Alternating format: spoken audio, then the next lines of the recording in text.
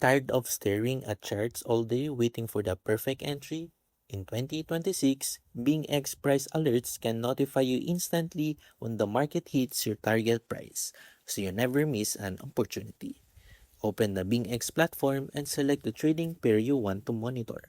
Next, open the chart page and look for the price alert or alert option. Tap it and enter the price level you want to track.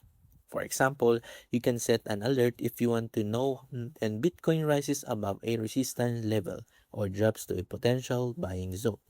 After setting the target price, choose how you'd like to receive notifications, such as push notifications through the BingX app.